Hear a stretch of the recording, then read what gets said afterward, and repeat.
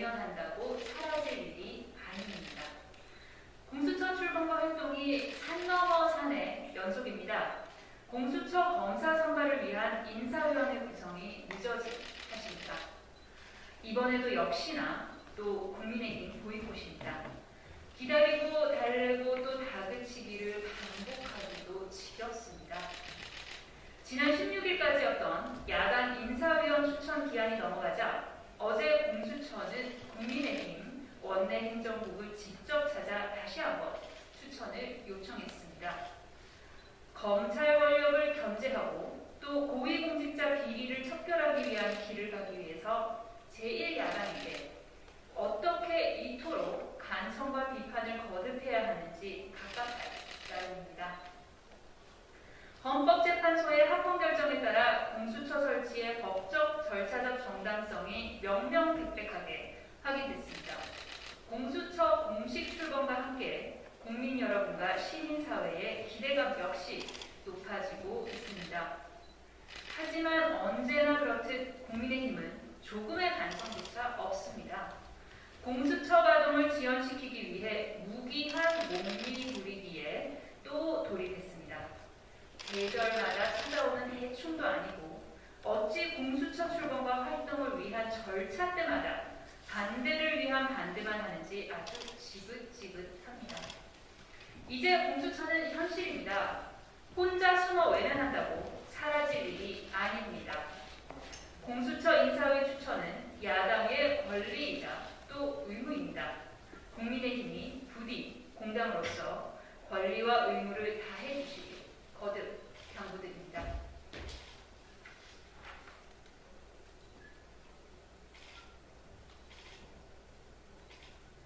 전방위적으로 자행된 MB정부 국정원 불법 사찰, 국민의힘은 물타기를 중단하십시오. MB정부 국정원의 불법 사찰 의혹이 사실로 드러나고 있는 상황에서 국민의힘은 사과와 반성도 없이 정쟁으로만 몰아가고 있습니다. 저급하고 음습한 정치 공세라며 이제는 노무현 정부와 문재인 대통령을 향해 불똥이 튈 수 있다는 근거 없는 경고까지 하고 나섰습니다. 암담합니다. 국민의힘이 MB 국정원의 불법 사찰은 없었다, 아니다 라고 부정한다고 해서 넘어갈 수 있는 일이 아닙니다. 그러기에는 이미 증거가 차고 넘칩니다. 어제 국회 정보위에서 국민의힘 하태경 의원은 미행과 도청과 같은 불법적 수단을 사용했다는 근거는 없다고 했습니다. 하지만 당시 국정원은 이석현 전 의원의 컴퓨터를 실시간으로 해킹하고 기업인들을 미행하며 일일 동향 보고서까지 작성했다는 추가 보도도 있었습니다. 명백한 불법 도청, 감청, 미행이 자행됐다는 정황들입니다.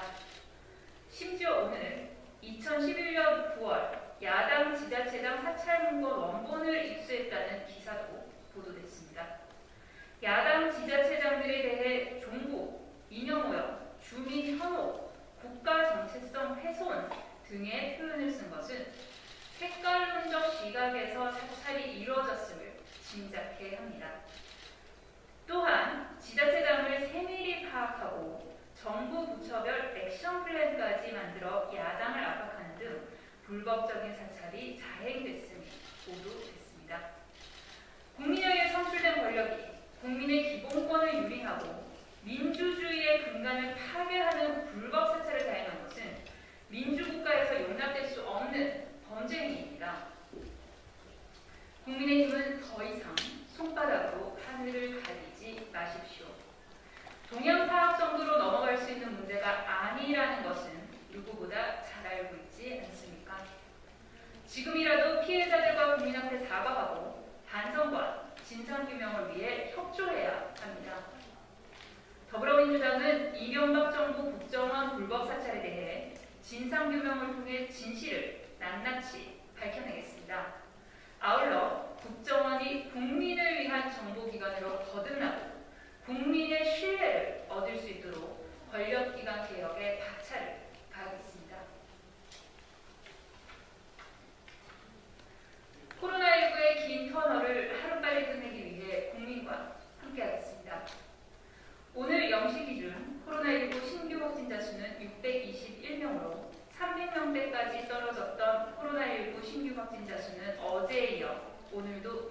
2명대를 기록했습니다.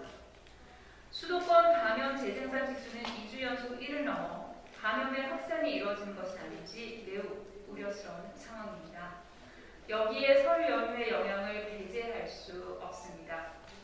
집단 감염 사례도 지역 곳곳에서 발생하고 있습니다. 어제는 남양주시의 플라스틱 제조 공장에서 115명이 확진 판정을 받았고 서울 용산구 순천향대 서울병원 관련 누적 확진자는 140명이나 발생했습니다. 성동구 한양대병원 관련 누적 확진자도 109명으로 계속 늘어나고 있으며 충남 아산의 공장에서도 누적 확진자가 114명에 달하고 있습니다. 많은 국민께서 코로나19로 인해 피로감이 크십니다. 하지만 소상공인 자영업자의 어려움을 조금이나마 덜어드리기 위해 거리두기 완화와 10시까지 영업 연장의 상황에서 한순간의 방심은 또 다른 확산으로 이어질 수밖에 없습니다. 국민 여러분께 거듭 양해를 구합니다. 코로나19 백신 접종이 일주일 앞으로 다가왔습니다. 방역당국은 3월 시행 목표였던 새 거리두기 체계를 포함해 확산세 저지를 위한 코로나19 상황 관리에 만전을 기해 주십시오. 국민 여러분께서도 스스로 관리하고 참여하는 방역에 더욱 적극적으로 동참해 주시기를 부탁드립니다. 연대와 협력의 크기가 클수록 코로나 위기 극복의 힘 또한 커질 것입니다. 우리 모두 서로를 위해 방역 지침을 꼭 지켜주시기를 당부드립니다. 더불어민주당은 확산세 차단을 위해 총력을 다하겠습니다. 아울러 민생과 불평등 해소를 위한 더 넓고 더 두터운 지원을 위해 세밀히 살피겠습니다. 또한 코로나19로 인한 불평등 해소를 위해 상생연대 상법 마련 등에 더욱 박차를 가하겠습니다. 코로나19의 긴 터널을 하루빨리 끝내기 위해 국민 여러분과 함께 하겠습니다.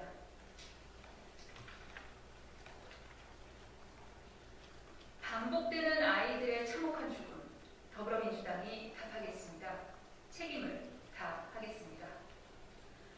국민 여러분의 뜨거운 분노를 일으켰던 16개월 영아학대 사망사건 2차 공판이 열렸습니다. 쏟아지는 증언들로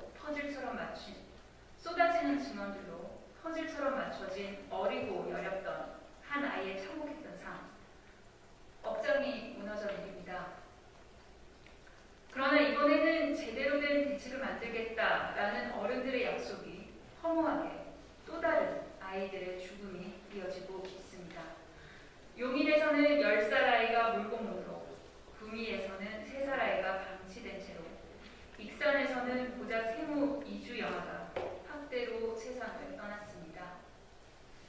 아이가 죽고 언론의 관심을 받고 여론이 들끓고 대책을 내놓고 또 관심이 식을 때쯤 또 다른 아이가 죽는 일이 되풀이되는 이 야만의 비극의 고리를 이제는 정말 끊어내야만 합니다. 문재인 정부는 보건복지부 내에 아동학대 대응과를 신설하고 아동학대 전담 공무원을 배치하는 등 아동학대 대응 체계의 패러다임을 민간에서 공공으로 전환하기 위한 노력을 지속해왔습니다. 이제는 더 속도를 내야 합니다. 엑셀 페달은 바로 예산입니다.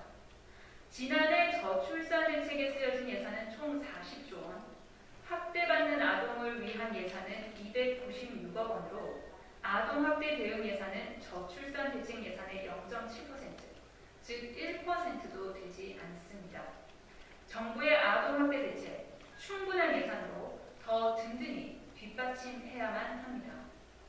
투표권 없는 아이들이라 우선순위에서 미루는 것 아니냐라는 국회를 향한 비판이 뼈아픕니다. 우리 아이들, 엄연한 국민입니다. 국민의 건강, 안전, 생명을 지키는 일은 국가의 책임입니다. 더불어민주당이 정부와 함께